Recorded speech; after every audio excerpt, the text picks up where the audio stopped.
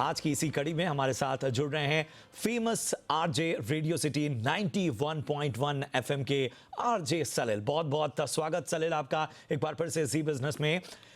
सबसे पहला सवाल मेरा सलिल यही है कि बहुत चर्चाएं हैं हिटलिस्ट अवार्ड्स की।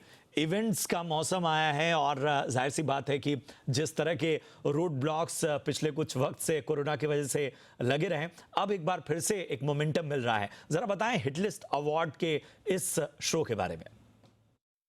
एक्चुअली क्या है कि 2 साल से first of all thank you so much Prashant, good to be back on the show. Mid day और रेडियो सिटी मिलके ये हिटलिस्ट अवार्ड्स करते हैं। 2 साल पहले हम लोग ने कोशिश की थी वापस इसको रियल ऑन ग्राउंड इवेंट करने की, फिर दोबारा कोरोना ने हमें टोक दिया था, रोक दिया था, तो ऑनलाइन चल रहा था। इस साल दोबारा बहुत सारी फिल्में रिलीज हुई हैं, चाहे वो ऑनलाइन हो चाहे वो ऑफलाइन हो। और एक चीज हमने रियलाइज कर लिया कि लोगों का कंजम्पशन बहुत ज्यादा बढ़ चुका है। जैसे एक गहराइयां फिल्म जो आई थी, 65 लाख लोगों ने सिर्फ 2 दिनों में इसको देखा था। तो लोगों का जो टेस्ट है वो ऑनलाइन से बहुत ज्यादा बढ़ चुका है। और सिर्फ पहले फिल्मों की अगर बात करते थे, तो अभी हमने क्या कर दिया है कि ऑडियंस के पास भी बहुत अच्छा एक मौका होता है जहां पे वो वेबसाइट पर जा सकते हैं, मिड डे के हिट लिस्ट अवार्ड्स की वेबसाइट पर जा सकते हैं, अपनी वोटिंग कर सकते हैं, best actor, best director, best editor, best series, सबकी एडिटिंग कर सकते हैं। ऑब्वियसली बात है कि स्कैम जो है, जो एक बहुत बड़ा शो था हर्षद मेहता वाला स्कैम वाला, वो बहुत पॉपुलर रहा है लोगों के बीच में। लेकिन फैमिली मैन ये भी बहुत सारे अवार्ड जीता है। ऐसे बहुत सारे ऐसे शोज आए हैं, फिल्में भी बहुत आई हैं। अतरंगी रे जिसने बहुत अच्छा बिजनेस किया था online, and lots and lots of different people that are there. और इस साल 2022 में हम देखने वाले हैं कि इसको एक और लेवल तक हम ले जाएंगे, बिकॉज इसमें ऑडियंस पार्टिसिपेशन बहुत हाई रहने वाला है। और इसकी वजह से हम सारे बहुत एक्साइटेड हैं, क्योंकि लोगों ने नॉन स्टॉप काम किया है। बेशक बाहर रिलीजेस ना आई हो, लेकिन ऑनलाइन रिलीजेस की वजह से चौक ब्लॉक था सबका कैलेंडर। बिल्कुल बिल्कुल, और वाकई यही वजह है कि एक जो दर्शक बढ़ा है ऑनलाइन का, अब उसकी चॉइस बहुत मायने रखती है और इस लिहाज से हिटलिस्ट अवार्ड इस बार बेहद खास हो जाते हैं। आपने गहराइयां का जिक्र किया और इसके साथ ही मैं बधाइयों को भी जोड़ूंगा, क्योंकि एक तरफ हम देख रहे हैं बिग स्क्रीन पर राजकुमार राव की कंटेंट वाली फिल्म सामने आई है, वहीं गहराइयां जो है उसका भी रिस्पॉन्स शानदार रहा है। किस तरह की स्टडी आपके सामने आई है या किस तरह से ट्रैक किया है आपने इन दोनों फिल्मों को, अगर हम बिजनेस के लिहाज से देखें, लोगों की पसंद के लिहाज से देखें? देखिए, बधाई दो जो थी एक बहुत ही इंटरेस्टिंग फिल्म थी, क्योंकि ऐसे सब्जेक्ट्स बड़ी ओपनली आने लगे जहां एलजीबीटीक्यू कम्युनिटी के ऊपर फिल्में बनाई जाती है। जब स्ट्रॉन्ग एक्टर्स लाइक भूमि पेडनेकर और राजकुमार राव ऐसी फिल्में करने लग गए हैं, तो लोगों को लगा था कि ऐसे कॉन्सेप्ट जो है सिर्फ ऑनलाइन रह सकते थे। लेकिन यहाँ पे मैं फिल्म मेकर्स की प्रशंसा करना चाहूंगा कि वो बड़े पर्दे पर इसे लेके आए। एंड क्योंकि 50% ऑक्यूपेंसी थी, हालांकि महाराष्ट्र में ज्यादा थी, लेकिन बाकी पूरे भारत में बहुत कम ऑक्यूपेंसी की वजह से मनी वाइज 12-15 करोड़ ही बनाएगी। लेकिन बहुत ब्रेव डिसीजन था ये। और मुझे लगता है कि अब आने वाले कुछ हफ्तों में जब आलिया भट्ट की गंगूबाई आने वाली है, उसके बाद बड़ी फिल्म मार्च में जो RRR आने वाली है राजामौली साहब की, बहुत ज्यादा बिजनेस अब अगले 2 महीने में देखने वाले हैं और एक रिवेंज मोड में सिनेमा को देखा जाएगा।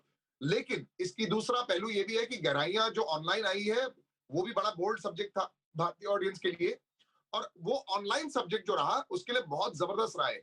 अब 3-4 दिनों में अगर 1 करोड़ लोग एक फिल्म को देख लेंगे, तो आप समझ सकते हैं कि अगर इसका मैथमेटिक्स किया जाए बड़े पर्दे पर, तो कितने ज्यादा पैसे ये फिल्म कमा सकती थी। ये हाइब्रिड मॉडल जो है, ये हम सबके सामने एक स्टडी आ गई है और ये कंफर्म बात हो चुकी है कि अब कोई भी लोग जो है नॉन स्टॉप हर फ्राइडे को फिल्म को नहीं देखने जाएंगे। पहले वो फिल्म को परखेंगे, स्टार को देखेंगे, कंटेंट को देखेंगे, उसके बाद ही जाएंगे। क्योंकि अब महंगाई इतनी ज्यादा जो बढ़ चुकी है, पॉपकॉर्न, समोसा, कोल्ड ड्रिंक और फिल्म अगर 2 लोग भी देखने जाएंगे तो बहुत महंगा पड़ जाता है। अब घर बैठे बैठे आप अगर ये पे पर व्यू या फिर ऑनलाइन देख सकते हैं, तो कंटेंट को बहुत ऊपर उठना पड़ेगा। और तभी साउथ की बहुत सारी फिल्में जो है बहुत लार्ज स्केल लेवल पर आती है। इसकी वजह से ज्यादा साउथ का कंटेंट बहुत चलता है, जैसे कि पुष्पा चला था। तो बिल्कुल आने वाले कुछ महीने बहुत इंपॉर्टेंट रहने वाले बॉलीवुड के लिए कि क्या साउथ डोमिनेट करेगी या बॉलीवुड का ही कंटेंट डोमिनेट करेगा। बिल्कुल बिल्कुल, और यही वजह है कि हम देख रहे हैं कि फिल्मों का जो प्रमोशन और इंटरव्यूज़ वगैरह का जो एक फॉर्मेट है वो काफ़ी बदल चुका है और अलग अलग तरीके से अपने प्रोडक्ट को लोग प्रेजेंट कर रहे हैं। क्या फ़र्क पा रहे हैं पहले और अब में?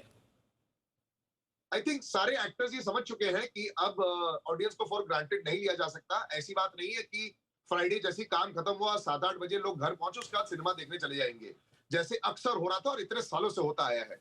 आजकल लोग शनिवार तक वेट करते हैं या फिर रविवार तक भी वेट करेंगे। अगर रिस्पॉन्स अच्छा आया तो ही सिनेमा को देखने जाएंगे। तो अब जो फ्लॉप शब्द है हम बहुत ज्यादा देख सकते हैं आने वाले कुछ महीनों में, लेकिन हाइब्रिड शब्द भी है, ये भी काफी समझेंगे।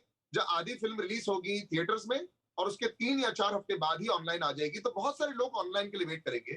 तो यहाँ पे ऑनलाइन की जो मैथमेटिक्स है एक्टर्स और प्रोड्यूसर्स को थोड़ा सेफ रखेगी, और हम एज ऑडियंस की अगर बहुत अच्छी फिल्म लगे तो ही अंदर देखने जाएंगे थिएटर्स के। और मुझे लगता है कि मॉडल को चेंज करना पड़ेगा, क्योंकि अब मल्टीप्लेक्सेस जो है वो इतना महंगा जो चार्जिंग होती है खाने पीने के लिए वो नहीं रख पाएंगे, नहीं तो लोग लार्ज नंबर्स में नहीं आएंगे। हॉलीवुड फिल्म के लिए सिर्फ एक स्पाइडरमैन के लिए आए थे, उसके बाद हमने देखा था कि नहीं आए थे इतने सारे लोग। तो यहाँ पे मैथमेटिक्स पैसों की बहुत चेंज हो जाएगी, और मुझे लगता है कि एक नया मॉडल 2-3 महीने के बाद हम सबकी आंखों के सामने आएगा, बेशक वो मानने को तैयार हो या ना हो। मैंने जितने लोगों से बात की है उन्होंने बोल दिया है अब ये इतना बड़ा अमाउंट स्पेंड करने के लिए फिल्म के लिए वो शायद नहीं करना चाहेंगे, खाने पीने की प्राइसिंग कम करनी पड़ेगी। बिल्कुल, बिल्कुल। सलील, एक छोटा-सा सवाल ये भी है कि जो एक टकराव की बात कही जा रही है साउथ और बॉलीवुड की, इसमें एक डिबेट ये भी है कि साउथ से होड़ लेने के चक्कर में कहीं बॉलीवुड केवल मसाला फिल्मों तक ही फोकस ना कर जाए, क्योंकि कहा यह जाता है कि बॉलीवुड के पास ओरिजिनल स्क्रिप्ट्स और एक ट्रेंड लौटा था, जो हम दिल चाहता से लेके और हाल फिलहाल हम जब देखते हैं राजकुमार राव या आयुष्मान खुराना की जो कंटेंट वाली फिल्में हैं, क्या ये एक बहुत बड़ा चीज है? क्योंकि हम देखते हैं अक्सर कि कई बार भेड़ चाल में फंस जाता है बॉलीवुड।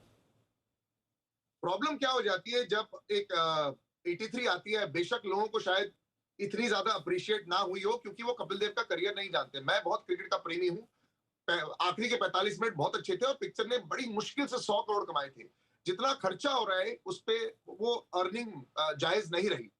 अब जब पुष्पा आती है और पुष्पा ने जब 100 करोड़ नेट कमाए, ग्रॉस भी नहीं नेट, और वो भी सिर्फ हिंदी लैंग्वेज में, तो लोगों को ये फिर डबल चेक करना लग जाते हैं कि भाई हम क्या करने वाले हैं, क्या हम क्योंकि थिएटर तो उतना ही है, तो क्या वही किफायती सिनेमा लगाना चाहेंगे जो ऑडियंसेस को लेके आएगी।